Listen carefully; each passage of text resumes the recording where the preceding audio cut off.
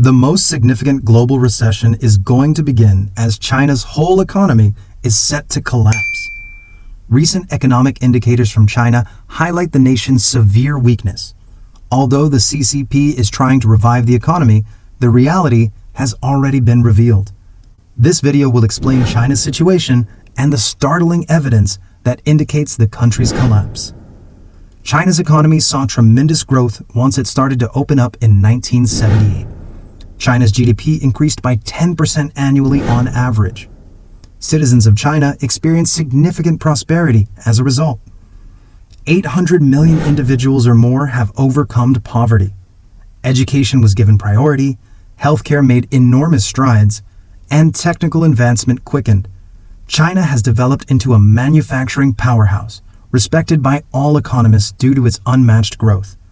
But, as you are all aware, nothing comes for free. China's rising debts were the leading cause of its unmatched prosperity. Those that took out loans saw their net worth increase quickly during periods of strong economic growth. This encouraged others to follow suit, which accelerated the economy's growth. More people in China started taking out loans as a result. Over many decades of prosperity, China's government debt to GDP ratio climbed to over 66%.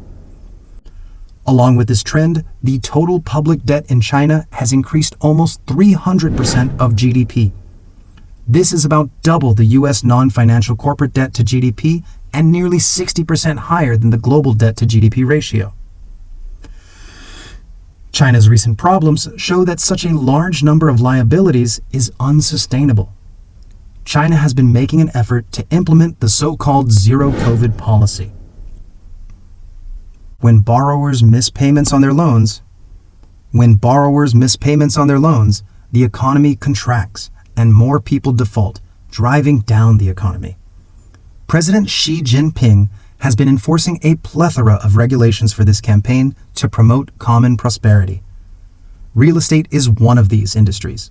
Prices for real estate are the pinnacle of exceptional wealth.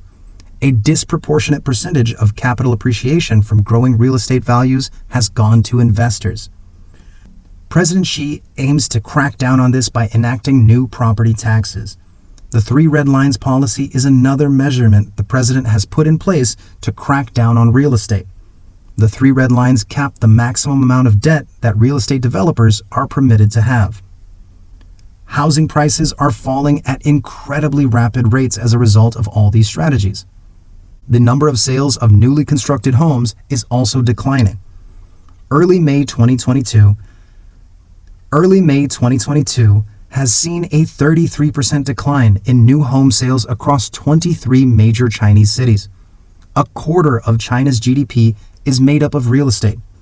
Therefore, a 33% decline in home sales would cause China's GDP to fall by 9%. The Chinese government is taking every action to stop the country's further collapse because it is aware of the impending crisis. China's government has been lowering interest rates while the US Federal Reserve has raised them to save its economy. China's current prime rate for consumer and business loans is 3.7%. With time, it is anticipated that this number will decrease even further. The nation just reduced its prime rate for 5-year loans by the most it has ever since 2019. The majority of investors view this disaster as a unique event that won't have an impact on other nations. That said, the global economy may experience a catastrophic recession due to China's economic collapse. The US Federal Reserve is increasing interest rates while boosting the dollar's purchasing power. As a result, the Chinese yuan loses value in relation to the US dollar. As China's economy is currently in freefall, its weakening yuan will cause a significant decline in purchasing power. For the first time since 2019, the US bond curve has inverted, which suggests that a recession may be on the way. When the yield on a 10-year Treasury bond is lower than that of a 2-year Treasury bond, the yield curve is said to be inverted. When the interest rate is higher for a shorter time period than it is for a longer time period, it is implied that the near-term risk is higher than the long-term risk. Simply put, bond investors anticipate suffering for a great deal. Most of the time, recessions are preceded by an inverted yield curve. China and Europe are in a precarious situation. the Feds appear to be putting themselves in danger. Right now, the world's economies are exceedingly weak, and a collapse of the US economy would send them into unimaginable chaos. China's GDP continued to rise by double digits throughout the world recession of 2008. Africa, Australia, and the rest of Asia didn't see their respective GDPs significantly fall either. China is infamous for providing fake economic statistics that hide financial crises and overstate development. Many Chinese localities have admitted outright to fabricating economic data. Due to quote-unquote artificial additions, one industrial city in northern China called Baotou publicly changed its economic statistics. In 2016, a different city known as the Chinese Manhattan inflated its revenue by 33%. This inaccurate reporting may indicate that China is already experiencing a recession. We're just not aware of it yet. The question now is, how should investors prepare their portfolios to survive this slump in light of all this information? Holding cash is one easy way to keep afloat, but doing so can deplete your money due to inflation. Considering that Asia and Europe are struggling, investing globally is not really an option. Investing in the US market is one method to safeguard your money in the upcoming months. Contrary to what might seem obvious, the US financial markets are still in great shape when compared to other markets. The US dollar is still holding up reasonably well despite undergoing substantial inflation. The dollar index measures the dollar's strength in comparison to other currencies.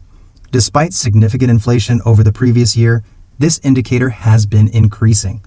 Diversification among the best assets would be the best strategy to avoid volatility while maintaining favorable returns. A safe way to diversify is to hold 25% of your assets in cash, 5% in gold, 5% in Bitcoin or crypto, 40% in exchange-traded funds, and 25% in individual equities. Even though such a portfolio may not produce the highest returns, it will still allow you to make long-term gains and have enough money to purchase the downturn. Investing in publicly traded growth stocks could be very profitable if you're willing to take on more risk for greater returns. Bill Gurley and Brad Gurnister, who have managed billions of dollars, delivered a presentation outlining the appeal of equities that provide software as a service. We are all aware of the severe decline in public growth stocks, with ARK Invest garnering the most media attention. This has created a wide range of chances to earn 10 or 20 times returns over the coming several years. Public growth stocks are incredibly volatile, so only invest if you're ready for your portfolio to trend down in the near future. Having said that, we've seen a number of billionaires change their minds and begin investing in growth stocks. Let us know what you think about China's impending recession in the comments. Do you believe that the US will be hit alongside China? Please hit the like button and subscribe for more financial news, tips, and strategies. Thanks for watching. I'll see you in the next video.